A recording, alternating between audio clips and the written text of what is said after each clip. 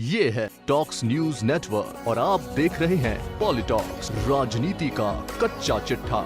छोटा परिवार सुखी परिवार, बच्चे दो ही अच्छे। बढ़ती जनसंख्या किसी भी देश के विकास में बड़ी बाधा मानी जाती है। इसके साथ ही तेजी से बढ़ती जनसंख्या से दुनिया के तमाम देश चिंतित हैं। कल 11 जुलाई थी और इस तारीख को हर साल विश्व जनसंख्या दिवस मनाया जाता है। हमारा देश भी कई वर्षों से जनसंख्या विस्फोट पर नियंत्रण नहीं कर पाया है। राज्य या केंद्र सरकारों ने इस पर कानून बनाने के लिए कई बार मसौदा तो तैयार किया, लेकिन इसे अभी तक अमली जामा नहीं पहनाया जा सका है। विश्व जनसंख्या दिवस के बाद उत्तर प्रदेश सामाजिक और राजनीतिक रूप से सुर्खियों में है। योगी सरकार ने प्रदेश की जनसंख्या नियंत्रित करने के लिए कमर कस ली है। मुख्यमंत्री योगी आदित्यनाथ ने प्रदेश में जनसंख्या नियंत्रण करने के लिए एक नया ड्राफ्ट तैयार कर लिया है। योगी आदित्यनाथ ने जनसंख्या नीति 2021-2030 जारी किया है।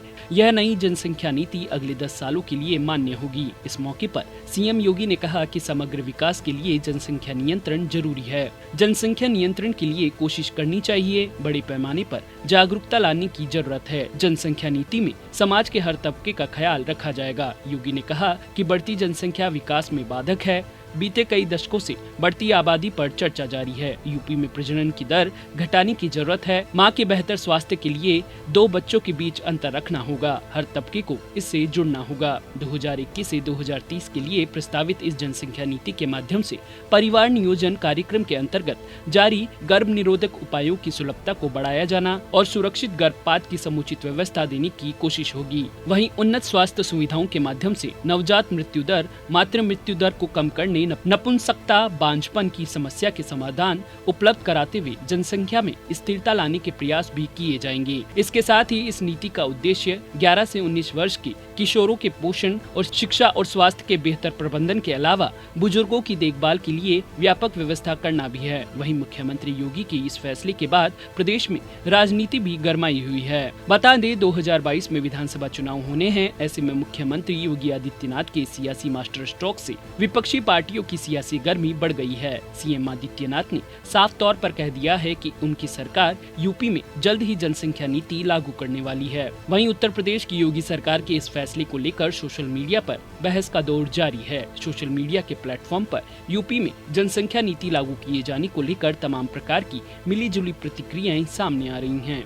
आपको बता दें कि इस ड्राफ्ट के मुताबिक 2 से अधिक बच्चे वाले व्यक्ति को सरकारी योजनाओं का लाभ नहीं मिलेगा। वह व्यक्ति सरकारी नौकरी के लिए आवेदन नहीं कर पाएगा और न ही किसी स्थानीय निकाय का चुनाव लड़ सकेगा। आयोग ने 19 जुलाई तक जनता से राय मांगी है। दरअसल ये कानून राज्य में 2 बच्चों की पॉलिसी को बढ़ावा देने के लिए प्रोत्साहन करता है। इस ड्राफ्ट में कहा गया है कि 2 से अधिक बच्चों वाले व्यक्ति का राशन कार्ड 4 सदस्यों तक सीमित होगा और वह किसी भी प्रकार की सरकारी सब्सिडी प्राप्त करने के लिए प्राप्त नहीं होगा।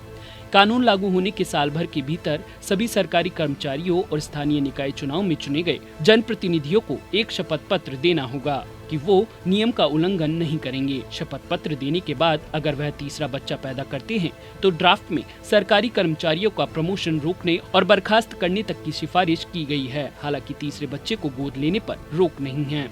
अधिकतम 2 बच्चों की पॉलिसी का पालन करने वाले और स्वैच्छिक नसबंदी करवाने वाले अभिभावकों को सरकार खास सुविधाएं देगी। ऐसे सरकारी कर्मचारियों को 2 अतिरिक्त सैलरी, इंक्रीमेंट, प्रमोशन, 12 महीने का मातृत्व या पितृत्व अवकाश, जीवन साथी का बीमा कवरेज, सरकारी आवासीय योजनाओं में छूट, पीएफ में एम्प्लॉयर कंट्रीब्यूशन बढ़ाने जैसी कई सुविधाएं मिलेगी। वहीं जिनके पास सरकारी नौकरी नहीं है, ड्राफ्ट में उन्हें पानी, बिजली, होम टैक्स, होम लोन जैसी कई सुविधाएं देने का प्रस्ताव है। मुख्यमंत्री योगी के इस फैसले के बाद प्रदेश में राजनीतिक टकराव शुरू हो गया है। इस नई जनसंख्या नीति को प्रदेश में हिंदू बनाम मुस्लिम हवा दी जा रही है। कांग्रेस, सपा और बसपा इसे भाजपा सरकार का मिशन 22 के एजेंडे के रूप में देख रही है, क्योंकि यह नीति ऐसे वक्त पर लाई जा रही है जब उत्तर प्रदेश में अगले साल विधानसभा चुनाव होने वाले हैं। यह मुद्दा चुनाव से पहले राज्य के मेन फोकस क्षेत्रों में से एक के तौर पर उभर कर आया है। योगी सरकार की नई जनसंख्या नीति पर समाजवादी पार्टी के सांसद शफीकुर रहमान बर्क ने कहा है कि इस कानून से कोई लाभ नहीं है। यह कानून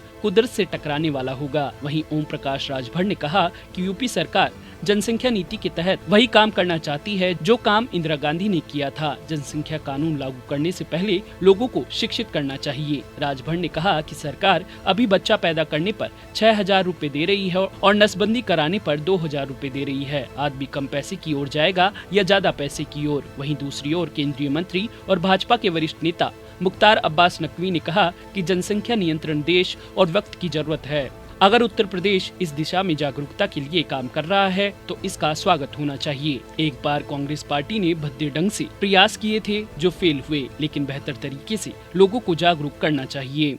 पॉलिटॉक्स ब्यूरो, उत्तर प्रदेश। ये है टॉक्स न्यूज नेटवर्क और आप देख रहे हैं पॉलिटॉक्स, राजनीति का कच्चा चिट्ठा।